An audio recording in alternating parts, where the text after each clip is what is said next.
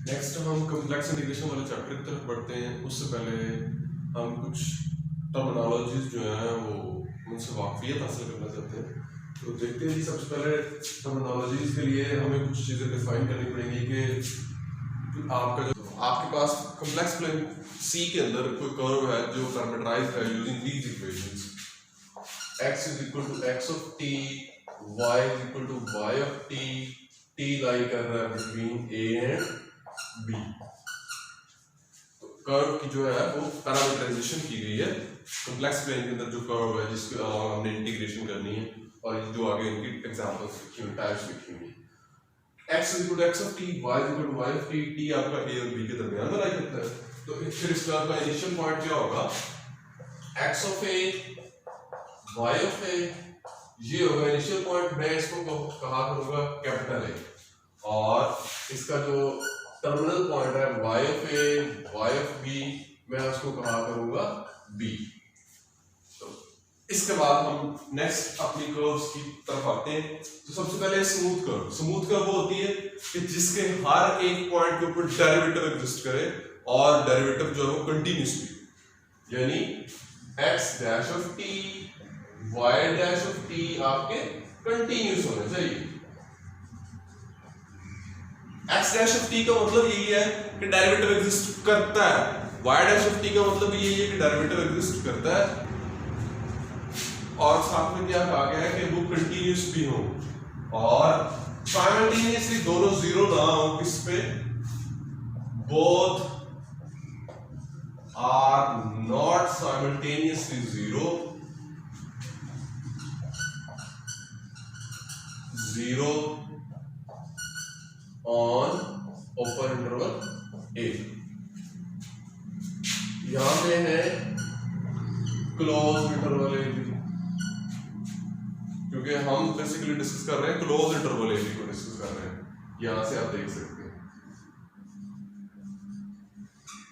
तो smooth curve कौन सी है? जिसके हर एक पॉइंट के ऊपर डेरिवेटिव एग्जिस्ट करे और डेरिवेटिव जो है वो कंटिन्यूस भी हो। तो ऐसे कर्व्स को हम क्या बोलते हैं? स्मूथ कर्व बोलते हैं। फॉर एग्जांपल मैं कहता हूं ये वाली कर्व, ये कोई कर्व है मेरे पास, स्टार्ट यहां से हो रही है और इधर जा रही है, ये मेरा a है, ये मेरा b है। इस कर्व के हर एक पॉइंट के ऊपर डेरिवेटिव एग्जिस्ट करेगा, और ये इस कर्व को हम क्या बोलेंगे? स्मूथ कर्व बोलेंगे। अच्छा, नेक्स्ट आते हैं पीस वाइज स्मूथ कर्व की तरफ। यानी आपके पास पीस वाइज स्मूथ कर्व का मतलब ये है कि आपके पास एक से ज्यादा टर्म्स, एक से ज्यादा कर्व्स हैं, n कर्व्स हैं जिनको आपने कनेक्ट किया हुआ है। यानी आप ये ऐसे कह सकते हैं कि n smooth curves joined end by end, कि आपने स्मूथ कर्व्स, जो आपके पास n स्मूथ कर्व्स हैं, आप इनको मिलाया हुआ है। कैसे मिलाया हुआ जी? पहली का एंड पॉइंट, दूसरी का टर्मिनल जो है वो स्टार्टिंग पॉइंट, पहली का इनिशियल पॉइंट, यानी देखा ये एक आपके पास स्मूथ कर्व है, ये इसका टर्मिनल स्टार्टिंग पॉइंट A है, इसको मैं C1 कह रहा हूं, ये इसका टर्मिनल पॉइंट B है।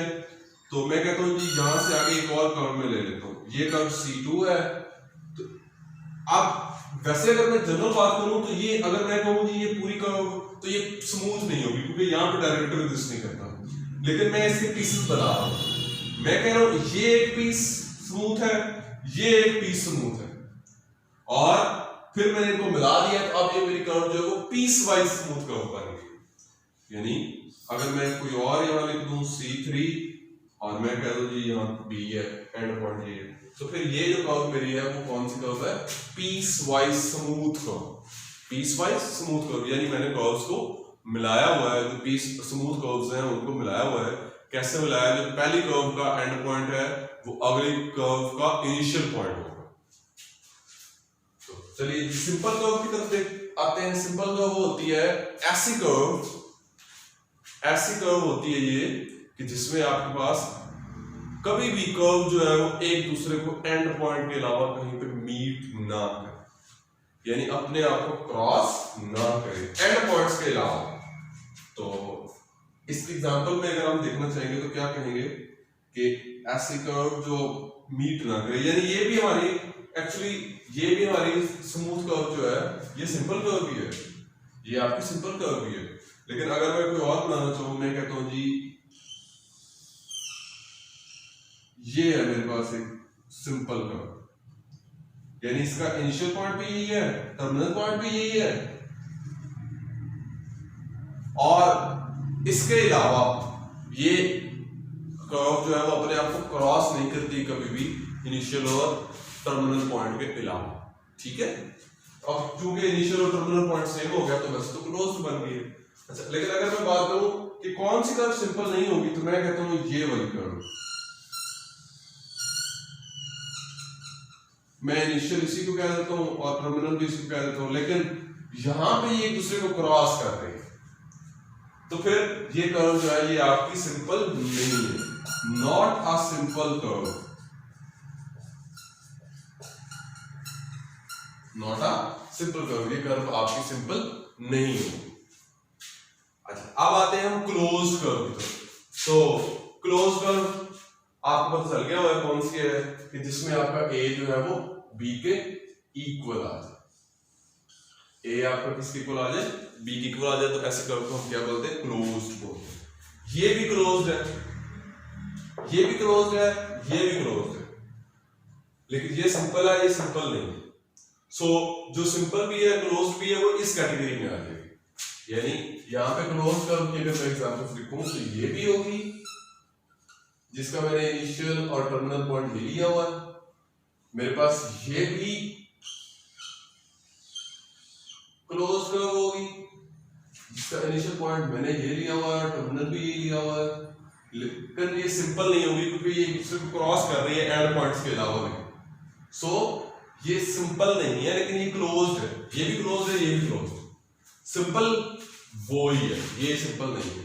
तो सिंपल क्लोज कर्व में कौन सी होगी, ऐसी क्लोज कर्व जो सिंपल भी हो, यानी वो वाली कर्व जो सिंपल हो और क्लोज्ड हो, उसको हम क्या बोला करेंगे, simple closed curve, simple closed curve.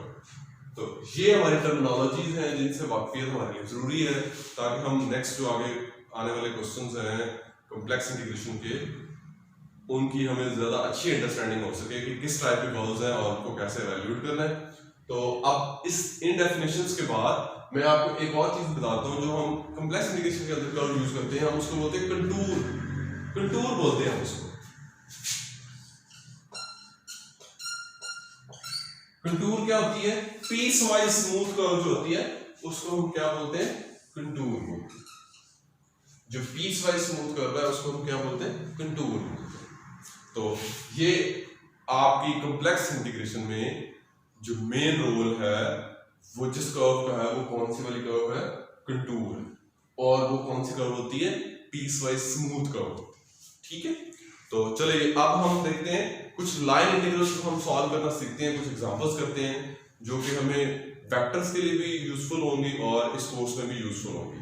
तो चलिए अब हम कुछ लाइन इंटीग्रल्स की जो है वो एग्जांपल्स को सॉल्व करते हैं। ये अब हम लाइन इंटीग्रल्स की कुछ एग्जांपल्स करते हैं। तो सबसे पहले देखें एक्स वाई स्क्वायर dx है, cos t के अलोंग x पैरामीटराइज्ड है, x = 4 cos t, y = 4 sin t, t lies कर रहा है बिटवीन 0 and π/2, यानी आपके पास एक क्वार्टर सर्कल है।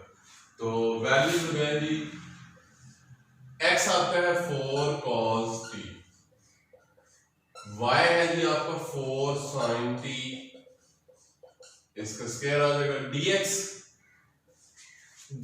बन जाएगा आपका -4 sin t, और यहाँ पे क्या आ जाएगा dt। सॉल्व करते हैं जी, क्या आता है हमारे पास, 4 का स्क्वायर 16, 64, 256, -256 आ जाएगा, 0 to π/2, साइन का क्यूब आ जाएगा, और cos t dt वैसे ही आ जाएगा, -256, डेरिवेटिव साथ मौजूद है तो पावर लग जाएगा, साइन की पावर 4t/4, 0 to π/2, और लोअर लिमिट में तो 0, अपर लिमिट में 1, 4 इससे कैंसिल, -64 आपका आंसर। तो ये हमने इंटीग्रेट किया x y स्क्वायर dx। अब अगर x y स्क्वायर dy हो फिर क्या बनता है, 0 to π/2, क्योंकि ये सारा इंटीग्रल टी में चेंज हो जाना है। x आपका 4 cos t है, y आपका 16 sin स्क्वायर t बन जाएगा, और dy फिर आपका 4 cos t और dt बन जाएगा। तो चलिए अब देखिए 16 और ये भी 256 बन गया, 0 to π/2 ये बन गया sin square t cos square t, sin square t cos square t dt। तो इसको हम लिख सकते हैं 64 0 to π/2 यानी 4 से डिवाइड किया है, तो फिर ये जो आपका बन जाता है, ये बन जाता है sin स्क्वायर 2t dt। तो 64 और sin स्क्वायर 2t को हम लिख सकते हैं 1 minus cos 4t over 2 into dt। तो ये आपका 32 बन गया, और इसकी इंटीग्रेशन ये 1 dt minus cos 4t 0 to π/2 dt। यहां से देखिए 32 यहां से π/2, और cos की इंटीग्रेशन होगी sin 4t, t की जगह π/2 लगाएंगे तो sin 2π बन जाएगा, और लोअर लिमिट में भी sin 0 ही होगा, तो सिर्फ ये आएगा। तो 16π आपका आंसर।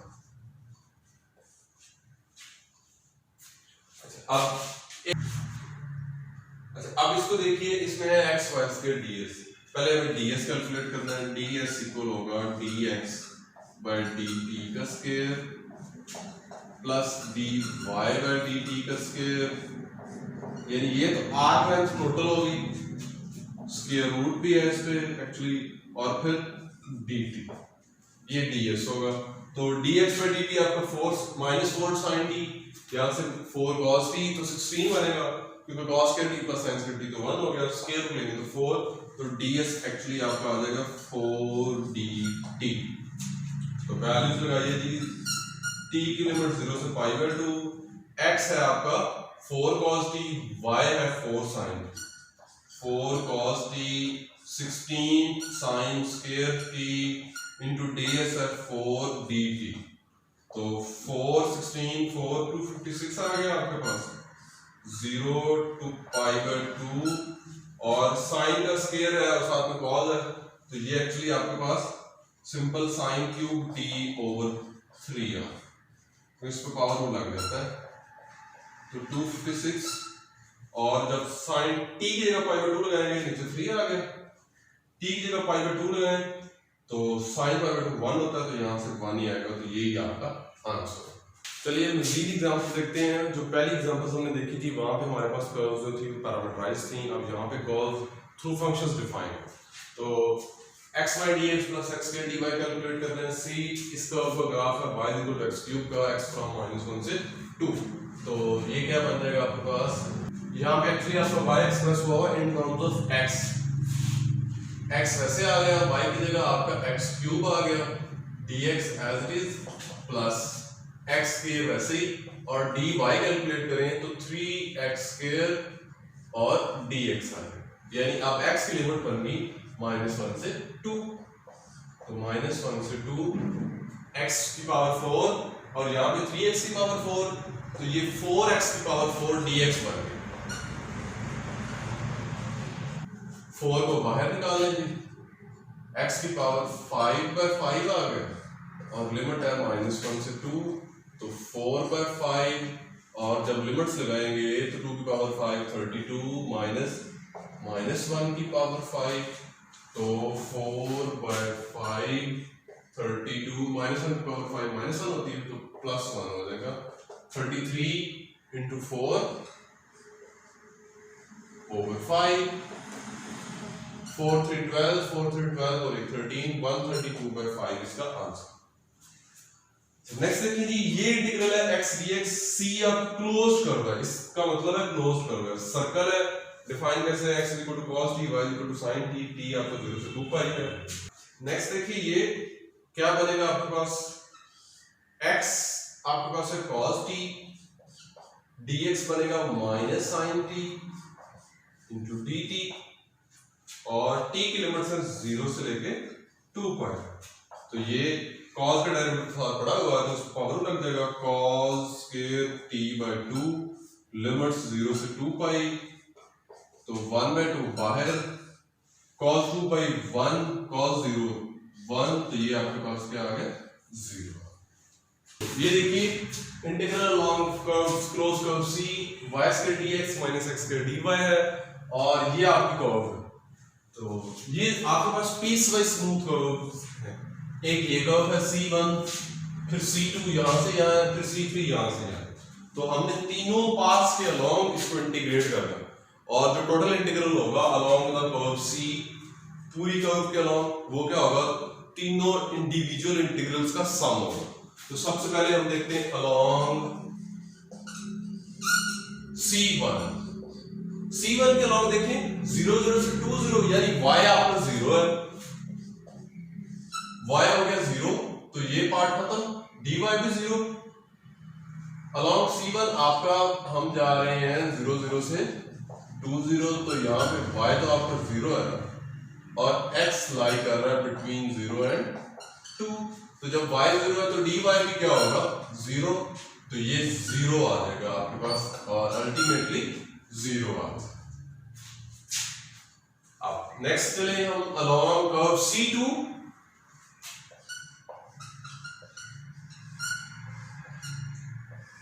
अलोंग C2 देखें आपका x जो है वो तो 2 है, और y आपका लाई कर रहा है बिटवीन 0 एंड 4, तो हम ये कह सकते हैं dx 0 हो गया, ये पार्ट खत्म हो गया, माइनस x की जगह आ गया 2 का स्क्वायर, dy वैसे ही, अब चूंकि y वेरिएबल है और y लाई कर रहा है बिटवीन 0 एंड 4, तो ये आपके पास आ जाएगा -4 0 to 4 dy, तो -4, और यहां से इसकी इंटीग्रेशन करेंगे तो y आ जाएगा, यहां से 4 आ जाएगा, तो ये आपके पास -16 आ जाएगा। अब हमने इसको इंटीग्रेट करना है अलोंग द कर्व C3, तो C3 देखें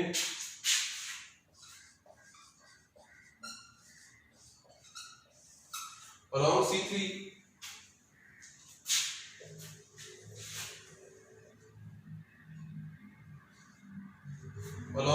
देखें कि आपका y एक्सप्रेस है in terms of x square, along C3 आपका y किसके बराबर है x स्क्वायर के इक्वल, तो जो आपका इंटीग्रल है वो क्या बनेगा, y की जगह x स्क्वायर है तो x का power 4 dx minus x square, और dy निकालेंगे तो 2x dx निकलेगा, और अब लिमिट्स x की क्या होगी, x की लिमिट्स अब हमने डिटरमाइन करनी है, कहां से कहां तक, इस कर्व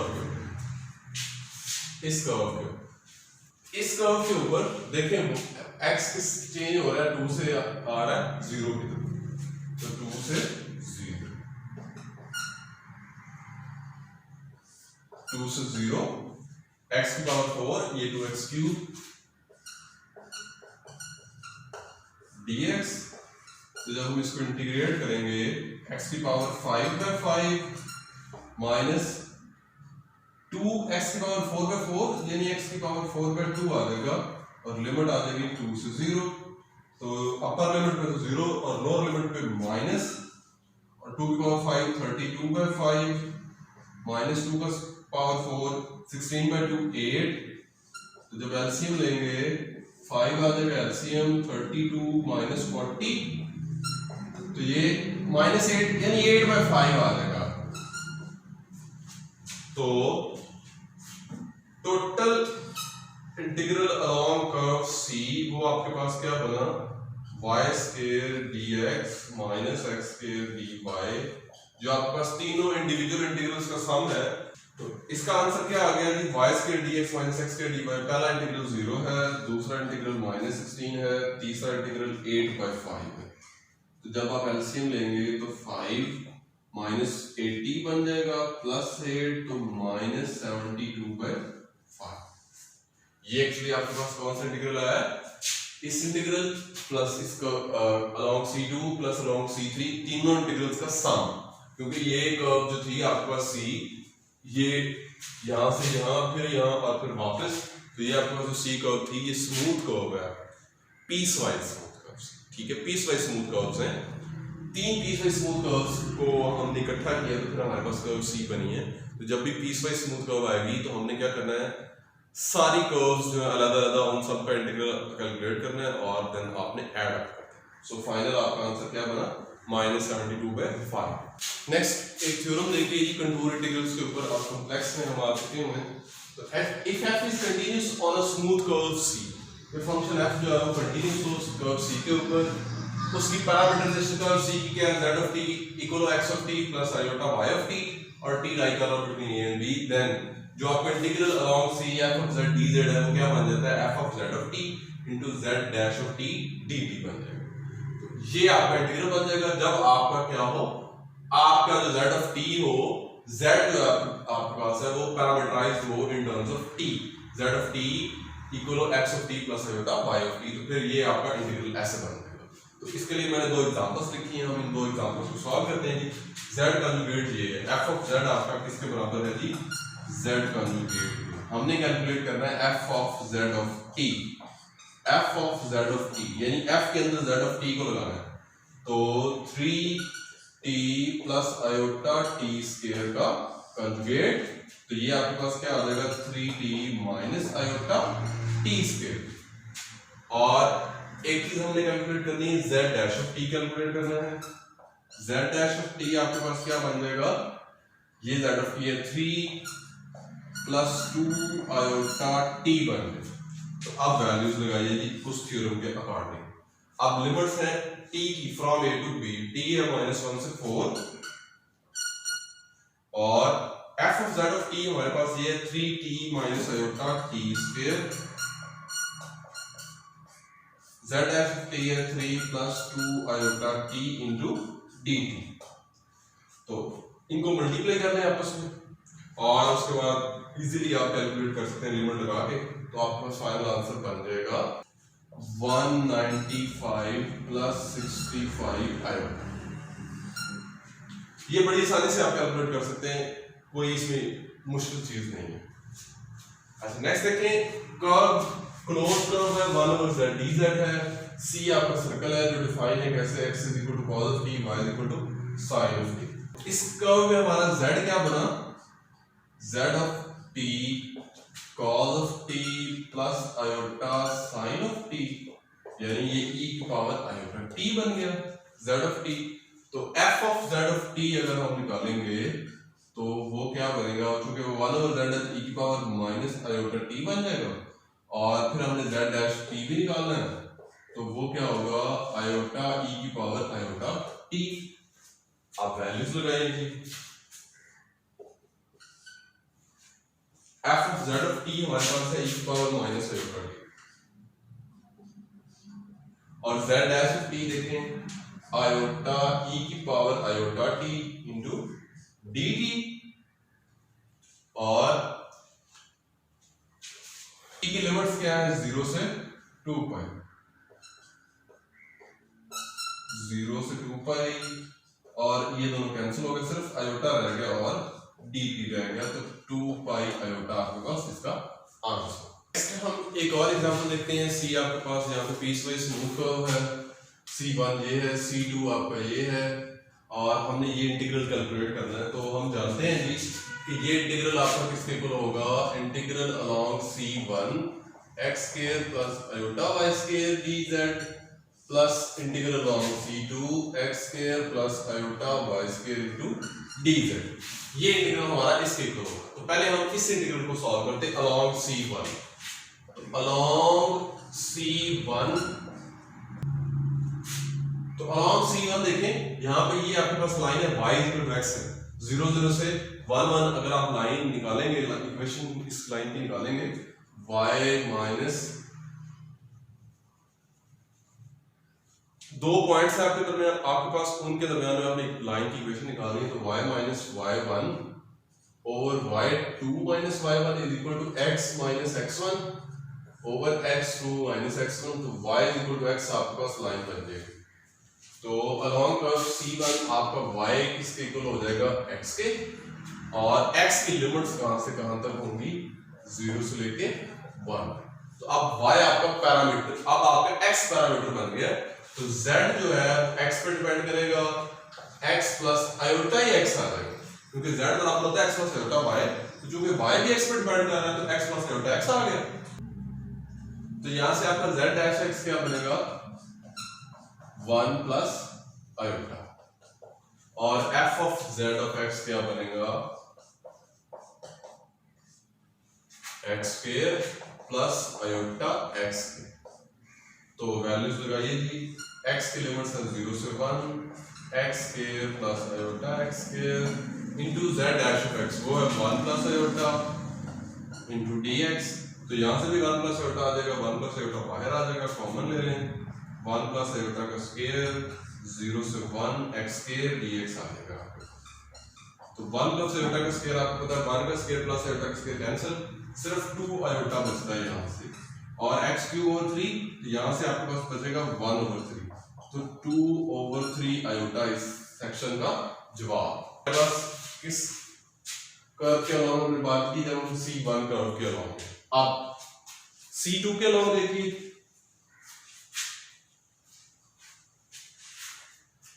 C2 के अलोंग हमारा x तो फिक्स है, अलोंग C2 x तो आपका फिक्स है, x इक्वल टू 1, और y आपको चेंज हो रहा है 1 से लेके 2। तो यानी अब हम चेंज पैरामीटर यूज करेंगे, किसको करेंगे, y को। तो z ऑफ y बराबर x की जगह 1 आ गया, 1 प्लस y आयोटा, ये आ जाएगा। यहां से z डैश ऑफ y आपके पास क्या निकलेगा, आयोटा, और f of z of y x की जगह 1 आ गया, 1 प्लस आयोटा y स्क्वायर आ गया। अब इंटीग्रल क्या बनेगा आपका जी, y है 1 से 2, f of z of y है 1 प्लस आयोटा y स्क्वायर, और z डैश ऑफ y है आयोटा। अब यहां से क्या करना है आपने, आयोटा को बाहर निकाल लें, 1 से 2 1 की इंटीग्रेशन dy प्लस आयोटा की इंटीग्रेशन, और साथ में y स्क्वायर dy 1 से 2। तो ये आपके पास देखिए क्या बनता है, आयोटा, यहां से आपके पास 2 माइनस 1 1 आ जाएगा, ऐसे ब्रैकेट लगा लें, स्क्वायर प्लस आयोटा, और यहां से y क्यूब बाय 3 आएगा, तो 1 बाय 3 बाहर ले लें, 2 का क्यूब 8 माइनस 1, तो iota iota square minus 1 minus 7 by 3, ये आपके पास आ गया यहाँ से। तो टोटल जो इंटीग्रल होगा वो आपके पास क्या बना, integral along C X square plus iota Y square dz आपके पास क्या बना, 2/3 iota plus iota minus 7/3, LCM ले लें 3 आ जाएगा, यहाँ 2 प्लस 3, यहाँ आपके पास 2 आयोटा प्लस 3 आयोटा माइनस 7, तो 2 प्लस 3 5, तो मैं इसको ऐसे लिख सकता हूँ माइनस 7/3 प्लस 5/3 आयोटा। ये आपके पास ओवरऑल आंसर होगा इस इंटीग्रल। नेक्स्ट हम एक रिजल्ट देखते हैं जिसको हम बोलते हैं एमएल इनइक्वालिटी या बाउंडिंग थ्योरम भी कुछ लोग इसको बोलते हैं। तो एमएल इनइक्वालिटी क्या है, if F is continuous on a smooth curve C, ये कर्व आपके पास स्मूथ है, एफ फंक्शन कंटीन्यूअस है और फंक्शन बाउंडेड भी है, एफ ऑफ z का mod less than equal to m है for all z belongs to c, then जो इंटीग्रल होगा ये f of z dz के अलोंग, इसका जो मॉडुलस है वो लेस देन इक्वल टू होगा ml, वेयर l क्या चीज है, वो जो आपकी क्लोज जो स्मूथ कर्व है यहाँ पे आपकी उसकी लेंथ। तो चलिए इसको एग्जांपल से देखते हैं, हम समझते हैं। Integral along c z conjugate dz, इसको हमें देखना है, c आपका सेमी यूनिट सर्कल है, अगर c सेमी यूनिट सर्कल है तो फिर c को हम ऐसे लिख सकते हैं x बराबर cos t, y बराबर sin t, और t आपका लाई करेगा बिटवीन 0 एंड पाई। तो हमने जो कि l फाइंड करना है, l क्या है, उस सेमी यूनिट सर्कल की आर्क लेंथ, टोटल लेंथ है यानी। तो पहले हम arc length, differential arc length को कैलकुलेट करेंगे। ds वो आपको पता है dx बाय dt का square plus dy by dt का स्क्वायर होता है। तो इसका माइनस साइन t आ जाएगा, इसका स्क्वायर और इसका cos की डेरिवेटिव है उसका स्क्वायर, दोनों का स्क्वायर रूट, तो यहाँ पे आपके पास 1 आ जाएगा। तो आर्क लेंथ l जो टोटल लेंथ है उसकी कर्व की वो कैलकुलेट करेंगे 0 से पाई, और ds वो 1 है, और यहाँ पे आपका dt आ जाएगा, तो ये कितना आ गया पाई। तो उसके बाद हमें क्या कैलकुलेट करना है जी, m कैलकुलेट करना है कि फंक्शन का मॉड किससे छोटा है। तो z का कंजुगेट आपको पता है जी किसके बराबर होता है, x माइनस आयोटा y के। तो z कंजुगेट का मॉड किसके बराबर होगा, x square plus y square का स्क्वायर रूट, और x क्योंकि आपका cos है, y sin है, तो cos square t plus sin square t का स्क्वायर रूट, तो ये क्या आ जाएगा। तो यूजिंग दिस रिजल्ट हमारे पास ये जो इंटीग्रल है, integral along c z conjugate dz का मॉडुलस m आपके पास 1 आ गया है और l आपके पास पाई आ गया है। तो ये integral along c z conjugate dz का mod is always less than equal to pi. Next हम कॉम्प्लेक्स इंटीग्रेशन में सबसे इंपॉर्टेंट थ्योरम जो है उसकी तरफ बढ़ते हैं जी, इसका नाम है कॉची फंडामेंटल थ्योरम। क्या स्टेटमेंट है जी, if f is analytic at all points, function जो है वो आपका एनालिटिक हो सब पॉइंट्स के ऊपर। वो कौन से पॉइंट्स है जी, within and on a simple closed contour c, कि आपके पास सिंपल कंटूर है, क्लोज्ड भी है, तो उसके अंदर, उस कंटूर के अंदर और उसकी जो बाउंड्री है उसके ऊपर अगर आपका फंक्शन जो है वो एनालिटिक है तमाम पॉइंट्स के ऊपर, तो फिर आपकी जो इंटीग्रल होगा along the curve c f of z dz किसके बराबर आ जाएगा, 0 के बराबर आ जाएगा। इसकी स्टेटमेंट को ध्यान से देख लीजिए, क्या कहा गया है जी, फंक्शन अगर आपका एनालिटिक हो on a simple closed contour c with in and on a simple closed contour c, तो इंटीग्रल जो उसका बनेगा उस कर्व के अलोंग वो क्या होगा, 0 होगा। ये रिजल्ट हमें बहुत सारे इंटीग्रल्स को एवेल्यूएट करने के लिए इस्तेमाल करना पड़ेगा। जैसे ये देखिए integral along close curve c ez dz, c आपकी ये कर्व दी हुई है क्लोज कंटूर है सिंपल की। अब फंक्शन जो है e की पावर z है, f हमने f की बात करनी है कि वो एनालिटिक होना चाहिए। तो आपको पता है f जो है e की पावर z, ये तो एंटायर फंक्शन है, ये तो पूरे कॉम्प्लेक्स प्लेन के ऊपर एनालिटिक होता है, तो इसके ऊपर भी एनालिटिक ही होगा। तो फिर इस इंटीग्रल का जवाब क्या आ जाएगा हमारे पास, 0 आ जाएगा, क्योंकि जो e की पावर z है वो तो आपका एंटायर फंक्शन है, और एंटायर फंक्शन तो पूरे कॉम्प्लेक्स प्लेन के ऊपर एनालिटिक होते हैं, तो फिर ये इंटीग्रल आपका क्या आ गया, 0 आ गया। Similarly integral along curve c, any curve c sin z dz, तो कॉम्प्लेक्स प्लेन के अंदर आप कोई भी सिंपल क्लोज कंटूर c ले लें, तो sin z चूंकि वो भी इंटायर है, cos z, p of z कौन से होते हैं, पोलिनोमियल्स, आपको पता है पोलिनोमियल्स भी इंटायर फंक्शन होते हैं, तो इन सब के जवाब क्या आ जाएंगे आपके पास, 0 आ जाएंगे।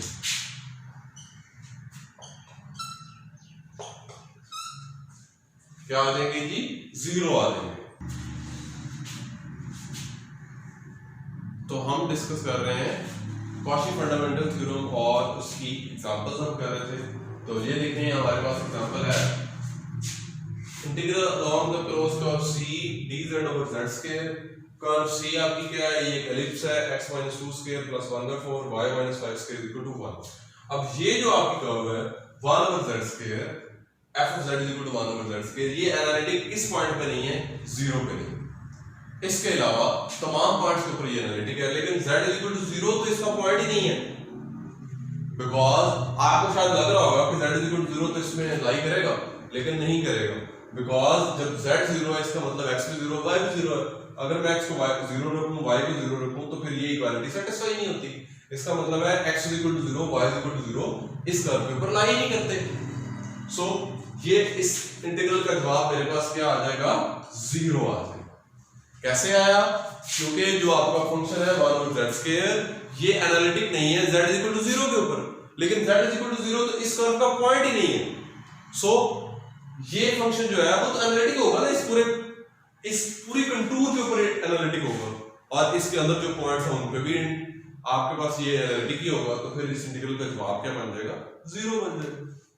अच्छा नेक्स्ट देखिए, ये आपके पास एक कर्व है, फंक्शन है cos hyperbolic z plus c over z plus 5 into z plus 3 और z mod is equal to 2 है। तो ये फंक्शन देखिए कहां पे एनालिटिक नहीं है, f is not analytic at z is equal to -5 और -3, लेकिन क्या -5 और -3 इस सर्कल में लाई करते हैं जिसका रेडियस 2 है? बिल्कुल भी नहीं लाई करते। तो फिर ये वाला जो फंक्शन है f of z, ये इस कर्व के अंदर, इस क्लोज कर्व, इस सर्कल के अंदर एनालिटिक होगा। अगर ये एनालिटिक है तो फिर इस इंटीग्रल का जवाब क्या बन जाएगा? 0 बन जाएगा यूजिंग कॉची फंडामेंटल थ्योरम। उसके बाद यहां पे आ जाए, यहां पे कर्व आपकी यूनिट सर्कल है, z mod is equal to 1 है। तो इसके जो पॉइंट्स हैं जिन पे ये रेगुलर नहीं है या एनालिटिक नहीं है वो कौन से हैं? z is equal to ±2 iota and ±3 iota। इनके ऊपर ये फंक्शन रेगुलर नहीं है, लेकिन ये जो पॉइंट्स हैं ये इस कर्व पे तो लाई नहीं करते।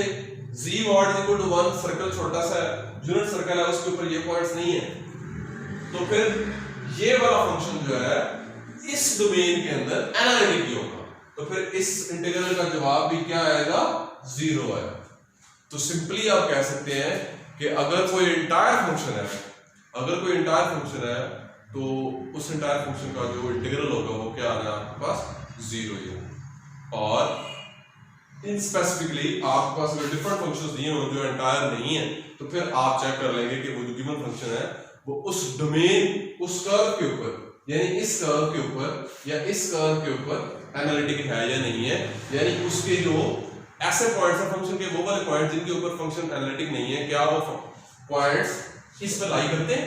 अगर इस पर लाई नहीं करते, इसका मतलब यही है कि वो जो गिवन फंक्शन है वो इस पूरी कर्व के ऊपर एनालिटिक ही होगा। और अगर एनालिटिक है तो कॉची फंडामेंटल थ्योरम क्या कहता है कि उसका इंटीग्रल क्या बन जाना है?